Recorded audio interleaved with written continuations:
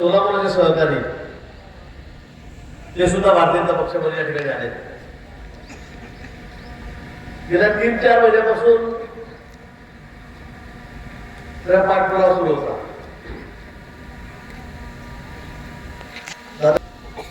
मला भेटले, तेही वारंवार आले.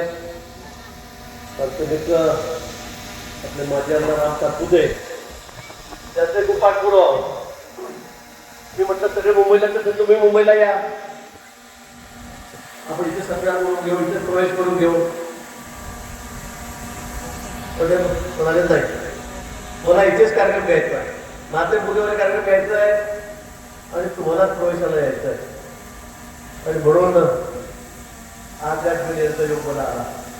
बरं निवडणुका लागल्या, अडचणी आल्या, अतिवृष्टी झाली आणि त्यामुळे महाराष्ट्राचा पुढे पुढे गेला आणि आज मात्र तो मोठं या ठिकाणी झालेला आहे. आज तर आपण आपले सर्व प्रमुख सहकारी त्यांनी भारतीय जनता पक्षामध्ये प्रवेश केलेला आहे. ते आजपासून अधिकृत भारतीय जनता पक्षाचे सदस्य आहेत, पुढे पदाधिकारी होतील. आपण चांगलं काम निश्चित या ठिकाणी कराल. तर सहकारामधला मोठा अनुभव आपल्या या ठिकाणी आहे. देशमुख परिवार या ठिकाणी ऐकत होतो मगापासून, राजकीय क्षेत्रात असेल, सामाजिक क्षेत्रात असेल, सहकार क्षेत्रामध्ये असेल, मोठं योगदान आपलं या भागामध्ये त्या सगळ्या क्षेत्रामध्ये आहे. आणि म्हणून निश्चित तुमच्या येण्याचा मोठा फायदा भारतीय जनता पक्षाच्या या ठिकाणी होणार आहे. भारतीय जनता पक्ष या भागामध्ये आता वाढायला लागलेला आहे. पूर्वीची परिस्थिती आणि आजची परिस्थिती बदललेली आहे, खूप मोठ्या प्रमाणात बदललेली आहे. आताच रामजी या ठिकाणी सांगितलं 5 वर्षापूर्वीची परिस्थिती काय होती, 10 वर्षापूर्वीची काय होती आणि आजची काय. जे मी म्हणत होतो या भागात आम्हालाही वाटत की यांच्याशिवाय या ठिकाणी काहीच नाही. पण आम्ही जवळ ज्या वेळेला आलो माहिती दादा आपल्या निवडणुकीच्या वेळी लोकसभेच्या वेळेला मी रात्री या ठिकाणी आठवणीत आलेलो होतो.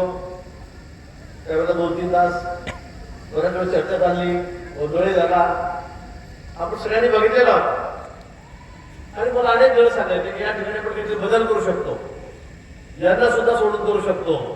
पण माझा विश्वास बसत नव्हता. म्हटलं अकलूज म्हटलं, महाराष्ट्र म्हटलं म्हणजे गोष्टी म्हटल्याशिवाय काहीच नाही.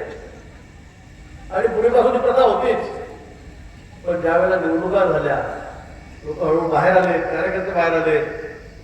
पूर्वी जे घरातच बसून जायचे कोणी, त्या ठिकाणी आपल्याला पदाधिकारी मिळत नव्हता, बूथवर कार्यकर्ता मिळत नव्हता. पण आज रामजी सांगितल्याप्रमाणे तर या ठिकाणी ते सगळे बाहेर पडलेले. आज अकलूज सारख्या ठिकाणी, महाराष्ट्र सारख्या ठिकाणी सगळेच कार्यकर्ते त्यांनी निडरपणे बाहेर पडायला लागले. आणि याचं कारण तेच आहे, भारतीय जनता पक्षाची वाटचाल त्या पद्धतीने चाललेली आहे. त्यामुळे तर सगळ्यांना वाटायला लागलेलं आहे की आता आपणही भारतीय जनता पक्षामध्ये जावं. पूर्वीचा काळ बदलला, वंश परंपरा बदलली, घराणेशाही बदलली. राम सारखा आमचा साधारण कार्यकर्ता, सर्वसाधारण कार्यकर्ता आज या ठिकाणी किती जोरात काम करतोय आपण बघता. ते भारतीय जनता पक्षामध्ये जाऊ शकतात. घराणेशाही ही आता मावळायला लागली.